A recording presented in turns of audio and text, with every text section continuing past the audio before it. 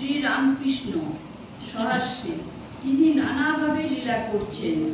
তিনি মহাকালী, নিত্যকালী, শ্মশানকালী, রক্ষাকালী, শ্যামাকালী।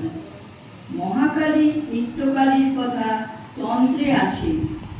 যখন সৃষ্টি হয় নাই, চন্দ্র, সূর্য, গ্রহ, পৃথিবী ছিল না, নিবিড় আধার, তখন কেবল মা নিরাকারা মহাকালী মহাকালের সঙ্গে বিরাজ করছিলেন।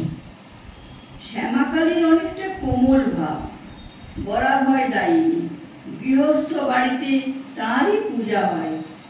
যখন মহামারী, দুর্ভিক্ষ, ভূমিকম্প, অনাবৃষ্টি, অতিবৃষ্টি হয়, রক্ষাকালীর পূজা করতে হয়। শ্মশানকালীর সংহার মূর্তি সব শিবা, ডাকিনী, যোগিনীর মধ্যে শ্মশানের উপর থাকেন। রুধির ধারা, গলায় মুন্ডমালা, কোটিতে নরহস্তের কোমর বন্ধ।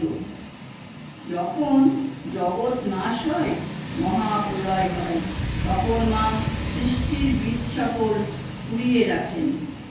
গিন্নির কাছে যেমন একটা নেতাকেতা হাঁড়ি থাকে, আর সেই হাঁড়িতে গিন্নি 5 রকম জিনিস তুলে রাখে।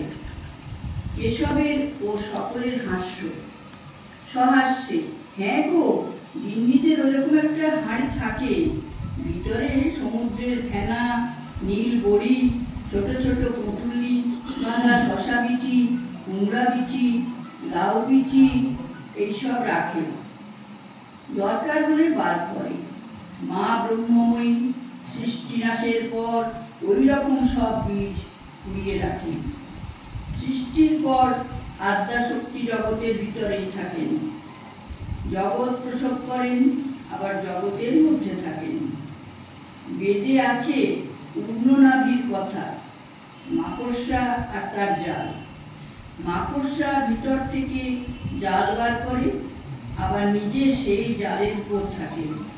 ঈশ্বর জগতের আধার, আধেয় দুই। কালী কি কালো? দূরে তাই কালো, জানতে পারলে কালো নয়। আকাশ দূর থেকে নীল বর্ণ, কাছে দেখো কোনো রং নেই।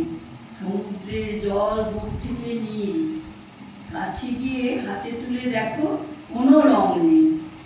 এই কথা বলিয়া প্রেম উন্মত্ত হইয়া শ্রীরামকৃষ্ণ গান ধরিলেন। মা কি আমার কালো রে, কালো রূপ দিগম্বরী, হৃৎপদ্ম করে আলোড়ী।